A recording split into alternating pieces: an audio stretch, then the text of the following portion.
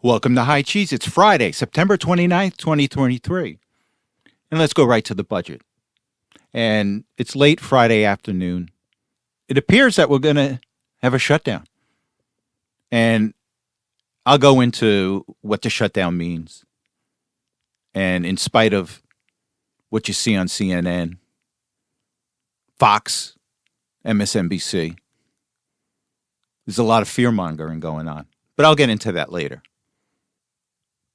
So let me just give you a quick synopsis on what the normal recommended procedure is for adopting a budget every year on the federal level, and how Congress has been negligent over the years when dealing with a $7 trillion budget. Now, between discretionary and non-discretionary spending, the federal budget every year is $7 trillion. And Congress has not been following a responsible path in putting these budgets together over the years. And this is why we've got $34 trillion in debt, at least partially. It's because Congress has been negligent in putting these budgets together. Now, there are 12 resolutions, 12 bills that comprise the federal budget, like defense, Department of State. Those are two of the bills that you need. And there's 10 other ones that you need to put the budget together. But over the years, Congress has been relying on these temporary budgets called continuing resolutions to get us through the years. And these temporary budgets are nothing more than budgets created by party insiders, leadership in the House and in the Senate, that don't reflect the scrutiny of members of the House and members of the Senate. So what the leadership has been doing over the years, they put these temporary budgets that don't reflect the scrutiny of House members, and then they put a gun to the House members' head and say, "Look, you've got to vote for this temporary budget, or the budget's going to shut down, or the government's going to shut down." And then they do another one, and then they do another one. And because of the lack of scrutiny by members of Congress over these temporary budgets, we get bloated budgets. And then after you do it for a 6-month period, you take a look back and, what the heck did I just spend? What the heck did I just vote on? That's not a way to run a budget. Now, what's supposed to happen is you're supposed to have these 12 bills go through committee and then be debated on the House floor, and likewise in the Senate. But that hasn't been happening. We've been relying on these bloated budgets put together by party insiders and then forced through the system because they put a gun to the head of the members saying that we'll shut down the government if you don't vote for this. And these new Republicans came in and said, look, we want to get back to normal practice, good practice when putting budgets together. We want them to go to committee, come out of committee, and then be debated on the House floor. And when Kevin McCarthy became Speaker of the House, one of the conditions that he agreed to was that we would go back to good, sound practice. But he didn't do that. He knew that the budget was expiring on September 30th, and he sat on it. And then he comes out with a continuing resolution. And then he tries to put the gun to the members of the House, say, you got to vote for this or we're going to shut down the government. And then initially they come out and they say, oh, well, it's the continuing resolution is 8% less. Well, 8% less of what? Another bloated budget? And then who's to say that the next continuing resolution that they'll put through is going to be 16% higher, 20% higher? So it's just a game.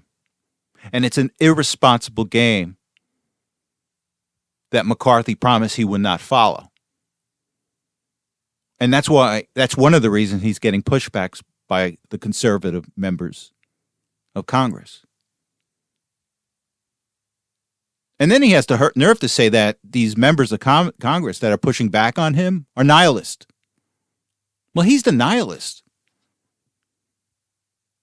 He's the one that's pushing a process that is creating massive debt for this country, massive debt for you, putting the economy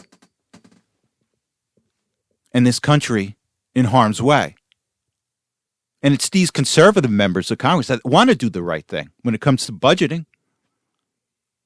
A good, sound conservative wants good fiscal policy. And the cornerstone of good fiscal policy is you debate the 12 bills of your budget. So with his back against the wall, the House passed 3 of the 12 budget bills. And that included the Department of State, the Department of Homeland Security, and the Department of Defense. So that's 3 down, 9 to go. So with that said, I want to go to a clip, and it's with McCarthy. And he's got a lot of nerve saying what he says in this clip. So let's go to this clip, and then we'll come back and discuss. Last night, the House did something none of you sitting here thought we can do. We passed 3 appropriation bills: defense, state, and foreign ops, and homeland security. There's 12 overall to get done. It's the discretionary spending every year that government is supposed to do. We have now in the House passed more than 70% of the discretionary spending on appropriations. And what is he taking credit for? Something that he should have done months ago. And the only reason that these 3 bills were passed is because the conservatives pushed back hard on him. And again, he's got a lot of nerve for taking credit of this.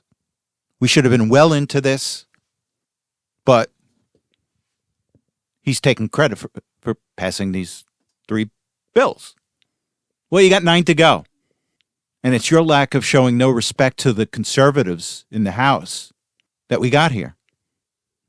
So after these 3 bills were passed last night, I guess about 2-3 hours ago, he tried to pass a continuing resolution. And that was shot down. So he's got until tomorrow evening at 11:59 to get something done, if he can. Now, quite personally, I wouldn't vote for any continuing resolution until all 12 budget bills are adopted. And think about this. This really is a rush job also. We're waiting to the last moment to have hearings on each of these budget bills. It's still a rush job. This should have been started months ago. And we should have had started hearings on each of these budget bills months ago. So it looks like we're going to have a shutdown. Even if in the event that the House passes a temporary budget, it still has to go to the Senate. The Senate has to debate it, and they go into conference together to try to rehash their differences. And then from there, it has to go to the president to sign. I'll be very surprised if they can get anything like that done by October 1st. So let's talk about the fear-mongering that you hear from CNN, Fox, and MSNBC. I'm hearing these reports that people won't get their Social Security check, which is not true.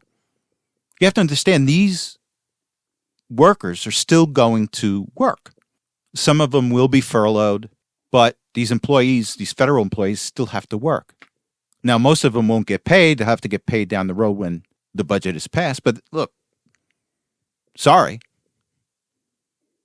It's not a perfect world. And I'm willing to have you take a little pain in order to save the country from demise. And I'm talking to the federal employee. And also these federal employees that are furloughed, they can collect unemployment insurance. So it's not like they're becoming destitute. So you hear stories about you're not going to get Social Security checks. Not true. Planes are going to start crashing because they don't have enough air traffic controllers. Not true. Flights are going to be delayed. Not true. They're all working. Now, what you may see is some parks closed down. Well, big deal. I can deal with it for a month or two until they get this thing resolved. Because if we don't stop this here, this federal debt is going to grow to $50 trillion by 2030. And it's got to stop. So if the federal employee has to have a little pain, they can deal with it. Because what is at stake here is the financial future of this country. So we'll see. I'll keep you updated. If anything happens before the end of this podcast, I'll fill you in on it. My recommendation to the conservatives, hold tight. If it was me, I would wait until the 12 bills were passed individually. So we shall see. Okay, I want to talk about immigration a bit. And I want to go to an article taken from NBC. But before we go to the article, I just want to put this in context. Since the Biden administration took over, we've got between 7 million and 11 million illegal immigrants crossing the border illegally. Since Biden took office, we've got nearly 11 million illegals in this country. And it's only over the past month or so that the mainstream media, the corrupt media, has to address it. And the only reason they are addressing it is because it's hitting home in their backyard. Recently, the mayor of New York came out and said, look, we can't do this. This policy is insane. And ever since that point, you've had the media focusing on it. Because to them, let the rest of the country get ruined by illegal immigration. As long as it doesn't touch upon us. And it now is. And that's why they're addressing it. Now, I've got nothing against legal immigration. But this country just cannot handle 11 million illegals over a 2 or 3 year period. It puts financial stress on the country. It puts financial stress on these localities that have to take them in. We've already got a $34 trillion deficit, and it puts pressure on that deficit. Puts pressure on wages on the American worker and those immigrants that have come here legally because it dilutes the labor pool. We've got some towns in Texas where there are more illegal immigrants than there are residents. Not only that, we've got human trafficking going on. We've got children being smuggled into this country. We've got women being taken into this country to essentially become slaves. And we have a public safety issue. These people haven't been vetted. How many criminals have come across the border? You hear these horrific stories about these illegal immigrants committing crime, murder. Well, how are people supposed to be safe when they're not vetted? We've got terrorists sneaking into this country because of our open border policy. And it just can't continue. But this is all being done by design by the Biden administration and the communists that are in Congress, in the White House, that want to undermine this country. And again, there's nothing wrong with immigration as long as it's legal. All right, let's go to this article. And it's from September 18th, a few weeks ago. And the headline says, illegal border crossings are on the rise. 7,500 migrants were stopped on Sunday alone. The number of migrants illegally crossing the U.S.-Mexico border has risen steadily since the start of September, according to the Department of Homeland Security, with Border Patrol apprehending more than 7,500 migrants on Sunday alone. In July, the latest month for which official data is available, the number of daily apprehensions of illegal border crossers averaged over 4,300.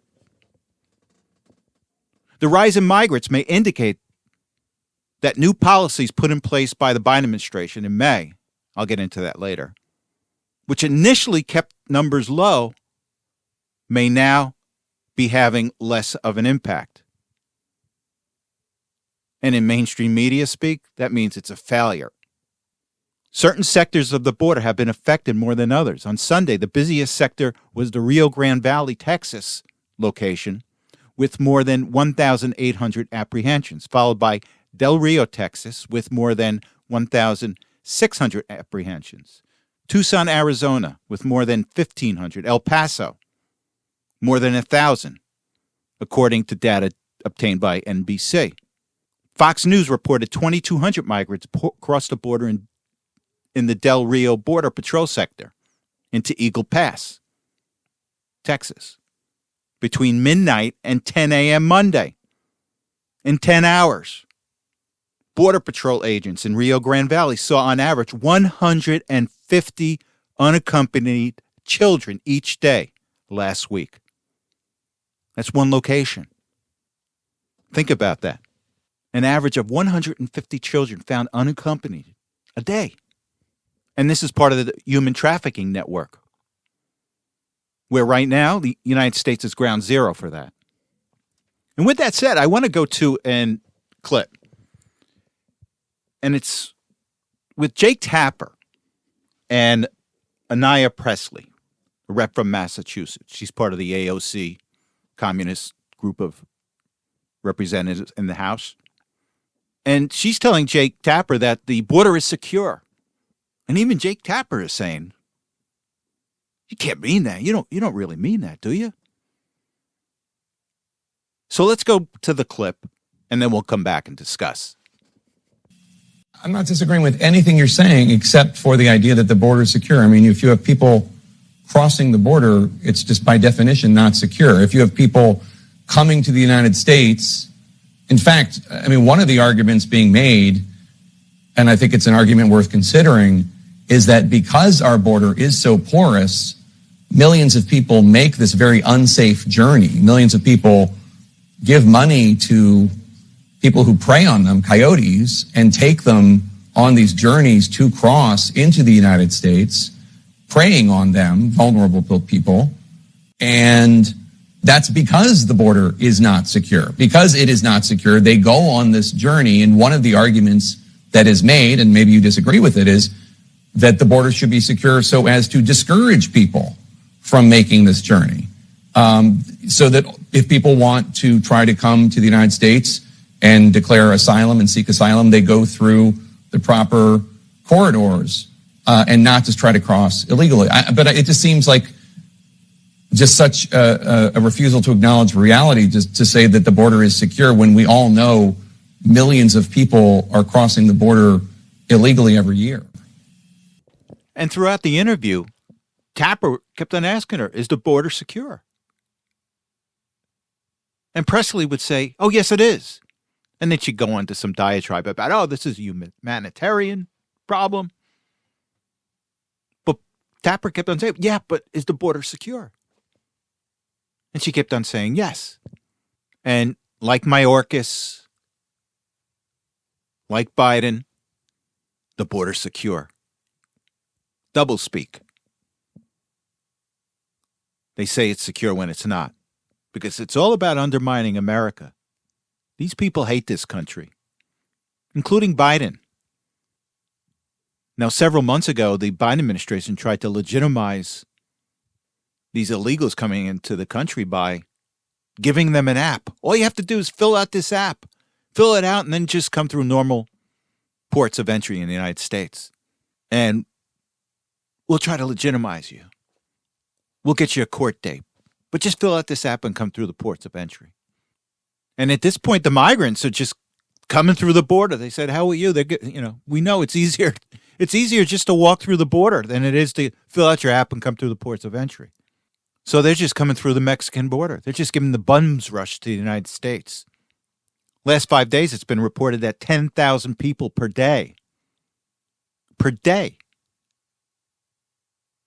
have passed through the Mexican border. And I'm not talking about the ports of entry. I'm talking about them going through the Mexican desert and into Texas, most of them. But it's all about undermining this country. And they've been exposed. They tried to give it an air of legitimacy with these apps. But these migrants just said, oh, the heck with you. We're just going to go right through the border. No respect for our laws. No respect for our borders. No respect for the White House. And then add insult to injury, the Biden administration wants to give work papers, legitimate work papers to these illegal aliens. They're just diluting the labor pool. And all these poor immigrants that have done it the right way, that have come through this country legally, that are working their way up through the economic ladder of the United States, they're the ones that are being undermined because now their value is diminished because they're now in competition with these illegal immigrants. So instead of getting paid $10 an hour, $15 an hour, whatever, they're now being paid less because the illegal will do it for less. New York Times also reported months ago about all these children that were found working in these textile mills in various places in the United States. You don't think that has anything to do with the illegal migrants coming into this country? The children that they're finding at the border? Those children are winding up in these textile mills. They're winding up as sex slaves to pedophiles. That's what's happening here. And it's all being done because the Democratic Party, these communists in Washington, as well as the Chamber of Commerce and these other organizations, want this. And I really want to say we shall see, but this is terrible. This is terrible what they're doing to this country. I want to talk about this absolutely bizarre decision by a New York judge where he determined that Donald Trump and the Trump Organization lied on their application for a loan by overestimating the value of his real estate. And as a result of this, he wants to take Donald Trump's business license in New York, have someone oversee the operations of the Trump Organization, and fine him a massive amount of money. And this is a real head scratcher. This is a civil case where no damage was done. And what I find really bizarre is that the judge actually went in and looked at the properties and determined what the value of these properties should be. And as I've always said, most attorneys are terrible at numbers. They're terrible with business. Most. And when you merge that with a judge that has an ideological persuasion against Trump, it's a disaster. So he goes in, he starts determining what Donald Trump's property should be assessed at or should be priced at. And here's a good example. Some of you may have already heard it. He determined that Mar-a-Lago should be valued at somewhere between $18 and $24 million. Whereas the market value of Mar-a-Lago is closer to $1 billion. Just absolutely bizarre. And what's even more bizarre is that no one was harmed. It wasn't that Trump defaulted on a loan and didn't pay them back and they turned around and sued him. No, everything was paid back by Trump to these banks. But Letitia James, they injected the power of government to go after Donald Trump. They were going to find something. They were going to look through his operations. They were going to look through his loan documents. And they determined that he lied in valuing his property. And the judge clearly just overlooked the fact that there were professionals that testified that said that this is what the valuations were, not what the judge determined. And the interesting thing is that even the banks that gave the loan to Donald Trump, they do their due diligence. They look at the properties. You know, Trump makes a claim that this property is worth this amount. Well, they have their own appraisers. They have their own finance people that are doing their due diligence and saying, yep, it is. We'll give them a loan based on that. So let me put this in perspective. Now, say you have a home, it's assessed at $200,000. And bank comes in, calls you, and say, you know, we can give you a loan on your home. because the market rate of your home is now $400,000. And we'll give you a loan, say 50% of that $400,000 market value. Now, there's a difference between your assessment and the market value of your home. But the banks, after doing their due diligence, they've determined that your home is now worth $400,000 on the market. And they're willing to give you a loan. But according to this judge, you can't do that. If you sign off on that, you take money, that's illegal. And this is what this judge is doing to Donald Trump. They know nothing about real estate. The judge knows nothing about development. They know nothing about what the market value of a piece of property is. And I heard Don Jr. make a really, really good explanation of what the judge was doing. He took one of his golf courses. And he said, oh, that property, the value of that property is nothing more than the money that comes in from greens fees, country club fees. But the judge doesn't realize that there's development value on those golf courses. And the value of those golf courses include developing homes on them. But not according to the judge. He's now the expert, just for the sake of going after Trump. Absolutely bizarre. A civil court judge. An elected civil court judge from New York. But this is how Bolsheviks work. And with that said, I want to go to a paper written in 2017 by Dmitry Dubrovsky. And the title of his paper is The Bolsheviks and the Law, the Legacy of Arbitrary Justice. So in it, he says, the Bolsheviks did not see the law as a means to adjudicate civil and business disputes or to dispense justice blindly.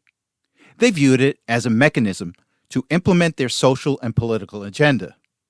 The late Harold Berman, one of the foremost scholars of Soviet legal history, noted that the Bolsheviks envisioned Soviet law somewhat of a code of conduct, an instrument used in the early years after the 1917 October Revolution to cajole or compel citizens into adhering to new socialist norms as determined by the vanguard of the Communist Party. And this is what we have here. These judges, many lawyers, are not about dispensing justice. It's all about dispensing their view on the world. And this is what, I don't even want to name the judge. It's irrelevant. What he did is relevant. But you've got Letitia James, you've got this civil court judge injecting themselves in the personal operations of Donald Trump because they wanted to get him. And then they make this up, where there was no crime. But this is what we're up against. Now, Obama placed many judges, and I'm not saying this one in particular, but throughout our judicial system, we've got many like-minded judges here, where it's not about the law, where it's about pursuing a code of conduct from the citizens.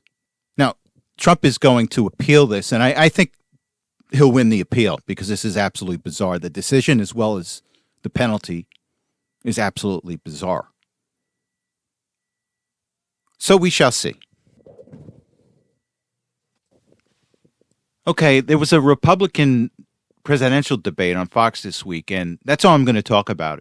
It's just a waste of time. These people up there are not going to become president. Most of them likely won't be part of Trump's cabinet. And I see no reason why they should be debating. And I saw one clip of it. It was hilarious. They were just screaming at each other, talking over each other. And that's all I'm going to say about it. I didn't want to waste my time with it. And I'm not going to talk about it here. But with that said, I just want to leave us with some good news. And we're pushing back for 2024. And in Pennsylvania, the governor mandated that people that apply for a driver's license will be automatically registered to vote. So the Republicans are fighting back, and they're filing a lawsuit against the governor of Pennsylvania. And additionally, in Michigan, and this is from the Gateway Pundit, 11 Michigan state senators have filed a lawsuit today in federal court against a state election official. It says here, the lawsuit claims that the 2018 and 2022 state constitutional amendment regarding the times, places, and manner of federal elections are legally null and void. The U.S. Constitution, Article 1, Section 4, Elections Clause, requires the state legislature to regulate the times, places, and manner of federal elections. However, Michigan's constitutional amendments, Proposal 3 of 2018 and Proposal 2 of 2022, bypassed the state legislature and in doing so usurped the legislature's federally mandated constitutional authority. These state constitutional amendments included the provisions that allow voters to sign affidavits instead of presenting valid identification when voting in person or applying for an absentee ballot, 9 days of early voting, private funding of election administration, no excuse absentee voting procedures, same-day voter registration, state-funded absentee ballot drop boxes, and independent redistricting commissions. The lawsuit filed in the United States District Court for the Western District of Michigan names as defendants Secretary of State Jocelyn Benson and Jonathan Brader, Director of the Bureau of Elections. So that's good news. And the final piece of good news this week is that the Dallas mayor switched from the Democrat Party to the Republican Party. And I'm going to read here a little bit from the Texas Tribune. Headline says, Dallas Mayor Eric Johnson switches to Republican Party. Dallas Mayor Eric Johnson, a longtime Democrat, is now a Republican, turning Dallas into the largest city in the country with a Republican mayor. Quote, today I am changing my party affiliation, Johnson wrote in an op-ed piece in the Wall Street Journal. Next spring, I will be voting in the Republican primary. When my career in elected office ends in 2027, on the inauguration of my successor as mayor, I will leave office as a Republican. And did I say that's good news? Now, he sees what's happening to urban centers that are being run by Democrats. Just look what happened in Philadelphia this past week, the rioting, the looting. Look at Seattle. Look at Chicago. All Democrat Party policies, all Democrat Party politicians have driven these cities into the ground. And Eric Johnson does not want that to happen to Dallas. So congratulations to him. Thank you so much for listening. You have a good weekend, and I will talk to you next Saturday.